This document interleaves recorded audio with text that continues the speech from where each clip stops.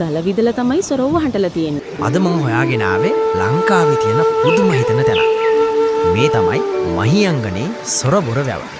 හැබැයි මේක රජ කෙනෙක් හදපු වැවක් නෙවෙයි. මේක තනි මිනිසෙක් තමන්ගේ හයියෙන් ගලක් කපලා හදපු විශ්වකර්මයක්. කොහොමද බුලතා යෝධයේගේ වැඩ? දැන් අපිට තනියෙන් මෙහෙම වැඩක් කරන්න හිතන්නවත් පුළුවන්ද? ඒකනේ නංගි. මං ඔයාලට කිව්වේ ඒ කාලේ හිටිය ගස්ගල් පෙරලන්න පුළුවන් යෝධ මිනිස්සු කියලා. හරි අයියේ. දැන්වත් ඔය කටවහගෙන මේ වීඩියෝ එක නිදහස බලන්න දෙනවකෝ. අනේ අම්මප්පා මේ ගෑනිට දෙයක් තේරුම් කරනවට වඩා ලේසි හරකෙක්ට ජ්‍යාමිතිය උගන්නනේ. දුටුගැමුණු මහරජතුමා නැත්නම් ගාමිණී අභය මහරජතුමාට බුලත් අරගෙන යන එක තමයි මේ බුලතා යෝධයාගේ කාර්යභාරය වෙලා තියෙන්නේ. රාජකාරිය දේවකාරියක් වගේ ඉෂ්ට කරපු මෙතුමා රජතුමාගේ බුලත් මෙහෙන් පස්සේ ලැබෙන කෑම විවේකයේදී තමයි මේ යෝධ වැඩේ කරලා තියෙන්නේ. බලන්න අයියේ අපි නම් කෑමපෑයි කෑම කාලා නිදා ගන්නව නේද? ඔව් නංගි.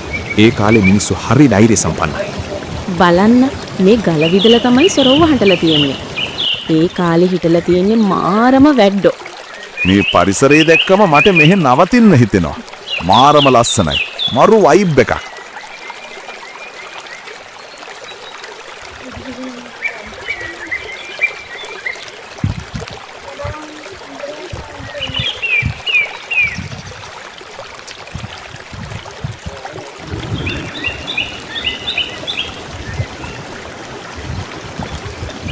මේ බලන්න මේ තියන්නේ විසෝ කොටුව.